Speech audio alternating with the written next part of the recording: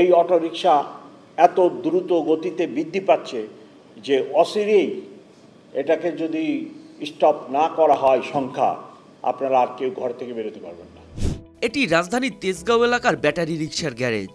পাশে বৈদ্যুতিক খুঁটি থেকে লাল রঙের দুটি তার এসে যুক্ত হয়েছে করই গাছের সাথে হেলানো কাঠে। সেখানে আবার দুটি প্রিপেড মিটারের মাধ্যমে সার্বক্ষণিক হিসেব রাখা হচ্ছে ব্যবহৃত বিদ্যুতের।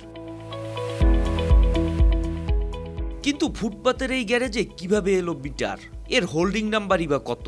জানতে চাইলে কোনো উত্তর নেই দিনের ও রাতের এই দুই ম্যানেজারের কারোরই।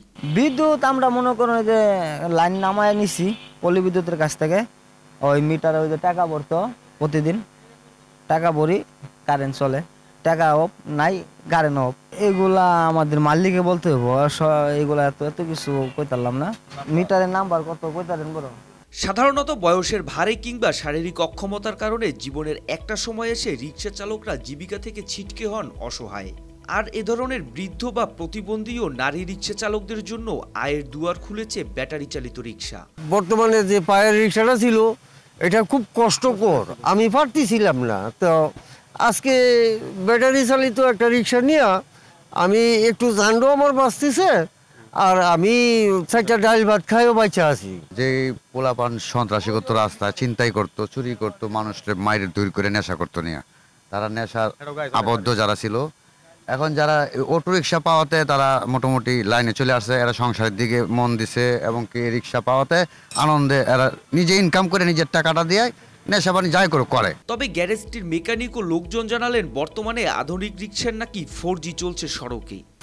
তিনটাই পার হয়েছে, 3 গাড়ি শেষ হয়েছে। রিক্সা পাওয়া রিক্সা থেকে অটো রিক্সা উঠছে, অটো রিক্সাতে মিশে গেছে। আর ব্যাটারি রিকশার এই অধিক জনপ্রিয়তার কারণে কর্মহীন সকল মানুষ ঝুঁকছেন এ পেশায়। আর সড়কের ফুটপাত থেকে গাছ পর্যন্ত দখল হয়ে হচ্ছে গ্যারেজ ও অবৈধ বিদ্যুৎ সংযোগ।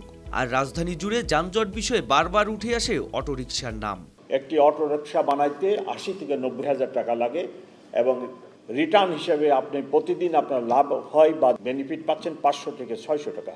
এখন নিম্ন মধ্যবিত্ত যেনাদের 5 লাখ টাকা আছে ব্যাংকে, উনি 5টা অটোরিকশা বানায় রাস্তায় দিয়ে দিচ্ছেন, লাইসেন্স নাই, ট্যাক্স দেয় না সরকারকে, চলতেছে। ইভেন ব্যাটারিটা চার্জ হচ্ছে, এটাও অবৈধভাবে অনেক ক্ষেত্রে। তাহলে আপনি বানাবেন না কেন? সবাই মিলে এখন অটোরিকশা ব্যবসায় নেমে গেছি। আমাদের সমস্যা হলো যখন একটা কিছুতে লাভ দেখি আমরা সবাই ওটার মধ্যে ঝাঁপাই পড়ি। এদিকে রাজধানীতে ব্যাটারি চালিত রিকশা শৃঙ্খলার মধ্যে নিয়ে আসতে দ্রুতই পদক্ষেপ নেওয়া হবে বলে জানিয়েছেন ডিএমপি কমিশনার।